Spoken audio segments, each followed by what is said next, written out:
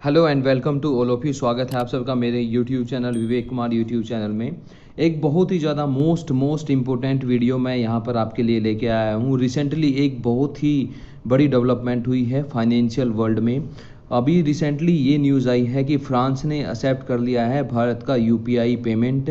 यानी कि अब अगर कोई भारतीय नागरिक है, कोई स्टूडेंट है जो वहाँ पढ़ने के लिए जाता है, कोई टूरिस्ट है जो घूमने के लिए जाता है, या फिर कोई बिजनेसमैन है जो फ्रांस में जाता है, तो वहाँ पर वो इंडिया की तरह ही किसी भी शॉप पर यूपीआई से क्यूआर कोड से पेमेंट कर सकता है, जैसे इंडिया से किया था। इससे भारत और फ्रांस के बीच में जो आवागमन है यात्रियों का, ये बढ़ जाएगा। भारत और फ्रांस के जो रिलेशन है यहाँ पर वो भी बहुत ज़्यादा अच्छे यहाँ पर हो जाएंगे। और रिसेंटली यहाँ पर एक डेवलपमेंट ये भी गवर्नमेंट ने अनाउंस किया है कि रुपे कार्ड पर भी यहाँ पर फ्रांस के साथ बात चल रही है।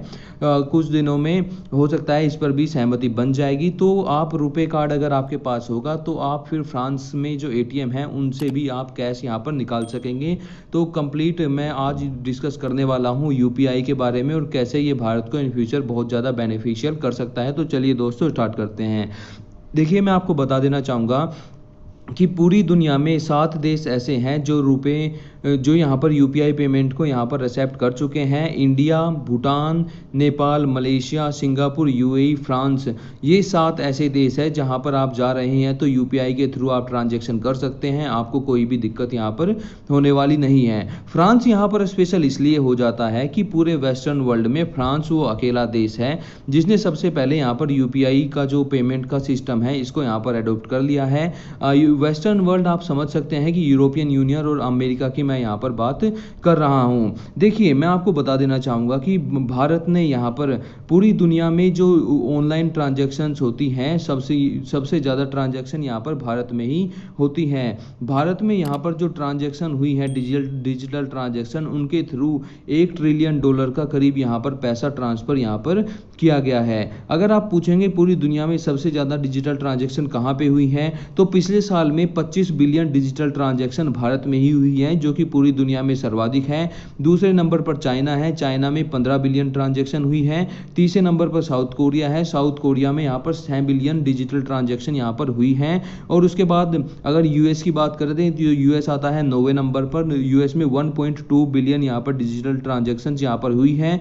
यूएस में डिजिटल ट्रांजैक्शन कम होने का एक बहुत बड़ा रीजन यहाँ पर ये भी है क्योंकि क्रिप्टो करेंसी का जो यूज है यूनाइटेड स्टेट्स में वो बहुत ज़्यादा यहाँ पर बढ़ गया है।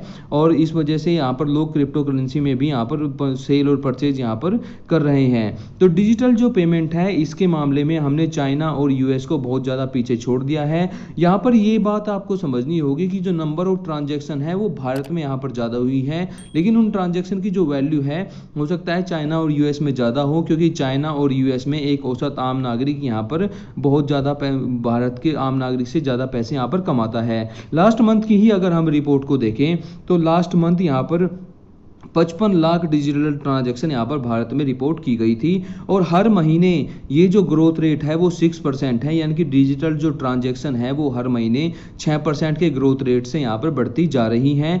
डिजिटल ट्रांजैक्शन यहाँ पर आप समझ लीजिए कि आप 10 रुपये, 20 रुपये, 50 रुपये, मैं सबको काउंट कर रहा हूँ। आप कई बार बाहर जाते होंगे चाय पीने, समोसा खाने, और आप क्यूआर कोड से पेमेंट करते हैं, तो उनकी ही मैं यहाँ पर ये बात कर रहा हूँ। अब फ्रांस ने यहाँ पर इसको एडोप्ट किया है तो इसका एक बहुत बड़ा रीजन यहाँ पर जियोपॉलिटिक्स में भी है। फ्रांस यहाँ पर ये चाहता है कि वेस्टर्न वर्ल्ड में खासकर यूरोपियन यूनियन में भारत जो प्राथमिकता देता है ब्रिटेन को, वो प्राथमिकता भारत अब यहाँ पर फ्रांस को दे। और जो इंडियन कंपनीज है जो यूरोप में बिजनेस करती हैं उनके जो ज़्यादातर ऑफिसेज हैं वो यूनाइटेड किंगडम में ही होते हैं, वो सब शिफ्ट हो जाए यहाँ पर फ्रांस में। तो इसके लिए फ्रांस यहाँ पर बहुत ज़्यादा यहाँ पर कदम उठा रहा है। फ्रांस यहाँ पर भारत को सबमरीन्स भी बेचने को तैयार है। और फ्रांस ने यहाँ पर रिसेंटली एक ही स्टेटमेंट दी थी कि फ्रांस यहाँ पर यूनाइटेड नेशन सिक्योरिटी काउंसिल में यहाँ पर चाइना को एंटी इंडिया यहाँ पर गेम प्ले नहीं करने देगा। चाइना बार बार एंटी इंडिया यहाँ पर मुंह चलता रहता है,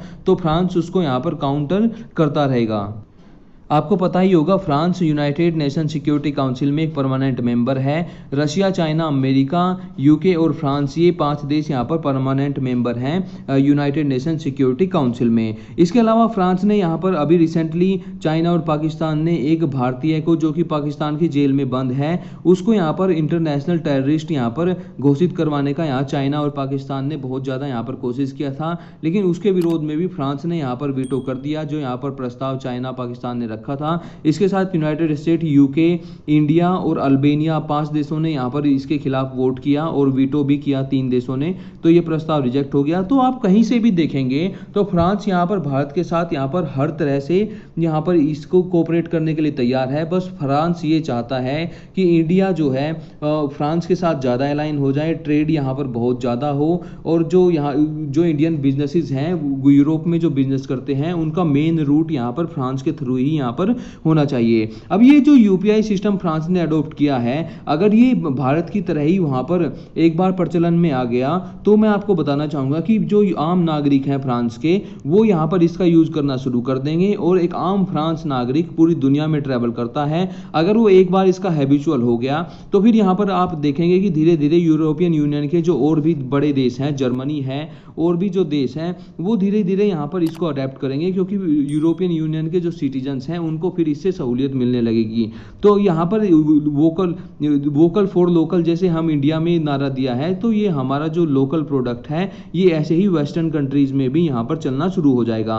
पूरी दुनिया में 777 मिलियन यहाँ पर शॉप्स हैं, तो यहाँ पर जो आजकल जो छोटा दुकानदार है वो भी यूपीआई के थ्रू सामान बेचता है। तो अगर ये जो शॉप्स हैं यूरोपियन यूनियन में, वहाँ पर भी अगर दुकानदार इस पेमेंट सिस्टम को एडॉप्ट कर लेते हैं तो फिर वहाँ पर भी भारत का जो यूपीआई सिस्टम है वो यहाँ पर बहुत ज़्यादा स्ट्रॉन्ग हो जाएगा। और मैं आपको बता देना चाहूँगा कि इससे, जैसे अमेरिका आजकल हर किसी देश को धमकी देता है, जैसे अमेरिका का वीज़ा कार्ड है, मास्टर कार्ड है, अमेरिकन एक्सप्रेस है, जो पूरी दुनिया में ट्रांजैक्शन के मामले में डोमिनेट करते हैं। रशिया को उन्होंने अभी बहुत नुकसान पहुँचाया है अपने सिस्टम से बाहर करके। तो कल को अगर भारत के साथ भी ऐसा कुछ सिचुएशन आता है तो अमेरिका भारत के ऊपर ऐसे प्रतिबंध यहाँ पर नहीं लगा पाएगा जैसे यहाँ पर उसने रशिया के ऊपर लगाए हैं। अभी आप पूछेंगे कि रशिया तो भारत का एक फ्रेंडली कंट्री है, तो रशिया ने अभी तक इस सिस्टम को क्यों एडॉप्ट यहाँ पर नहीं किया है? तो मैं आपको बता देना चाहूंगा कि देखिए, रशिया से कहीं ना कहीं चूक हुई है। अभी आप देखेंगे नियर फ्यूचर कि रशिया भी यूपीआई पेमेंट सिस्टम को और भारत का जो रुपे कार्ड है उसको भी जल्दी ही यहाँ पर एक्सेप्ट कर लेगा। इसके अलावा बात करें क्वाड कंट्रीज की, चाहे जापान हो, ऑस्ट्रेलिया हो, सब भारत के फ्रेंडली कंट्रीज हैं, सभी इसको धीरे धीरे यहाँ पर एडॉप्ट कर लेंगे।